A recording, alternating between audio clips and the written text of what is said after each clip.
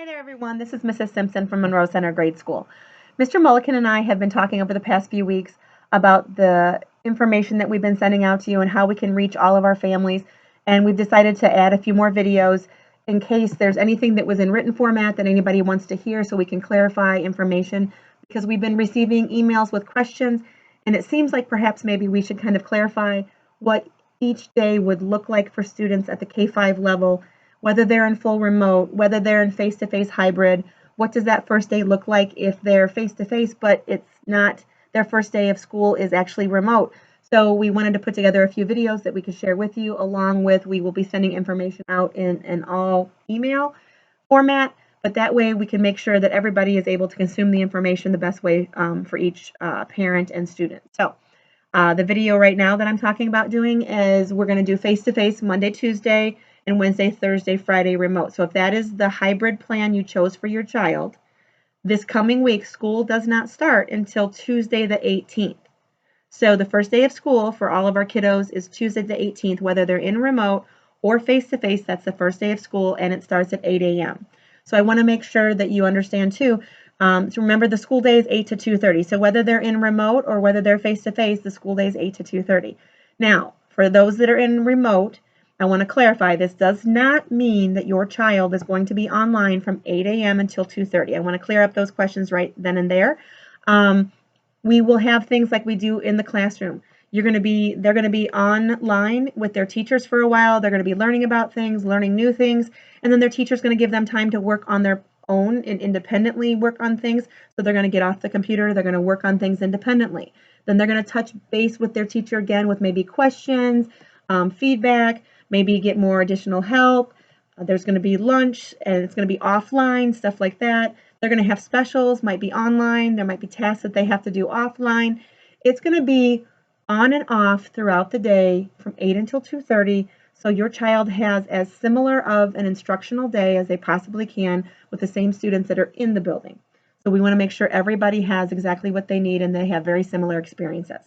So that being said, for our students that are Monday, Tuesday, face-to-face, your first day of school is Tuesday the 18th, and you probably have the most similar day to what we are used to for traditional school than anybody else in the district right now. So what you're going to do like you've always done before. You're going to hop on that school bus if you ride the school bus, or you're going to hop in the car and you're going to be all prepared, and mom and dad or grandma and grandpa are going to drop you off, and you're going to have your face mask with you, and we're going to get started with our day.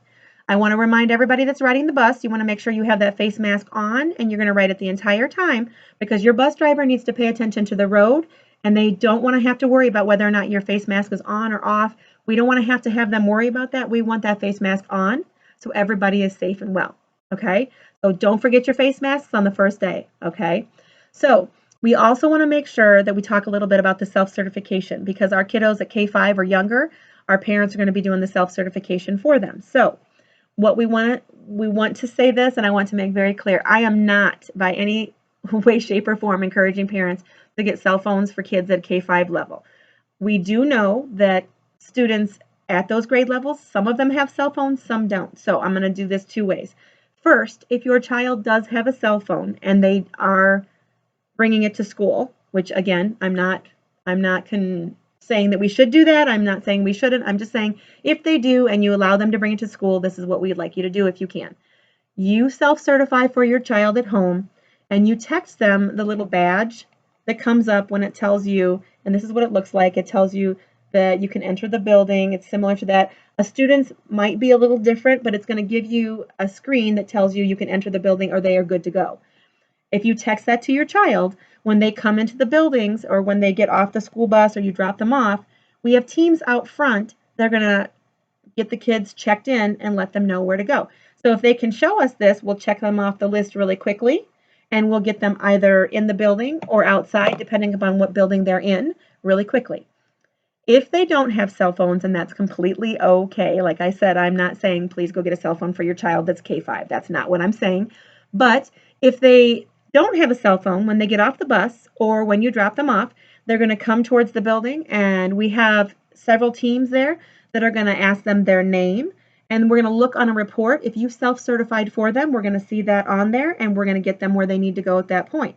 If you did not do that online from the links that have been sent out by the district to self-certify your child, we will take their temperatures here at the building level, and we will mark that down, and we will again get them either in the building or outside, dependent upon what building they're in, as fast as we possibly can. You want to remind our kiddos when we get out of the cars, when we get off the buses, we're still going to social distance. So when we're lined up, if there's lines, we're going to take some space and we're going to spread apart. We'll have people outside to monitor that and help them learn how to do that so it becomes a habit, but I want to let you know that we've thought of that as well. So that way we'll be able to get them to their teachers and we can start our learning day, and at that point the teachers are going to take it away from there. So our kids that are in the building and outside of the building are going to be doing a lot of the same stuff the first few weeks. We're going to focus on making sure that all of our students are getting to know their teachers. We're going to make sure all of our kiddos are learning how to sign on to that Chromebook, how they're going to learn to get into their Google Classroom, and how they're going to learn to get into those Google Meets so they can have those conversations with their teachers face to face on the computer and in person when they're here.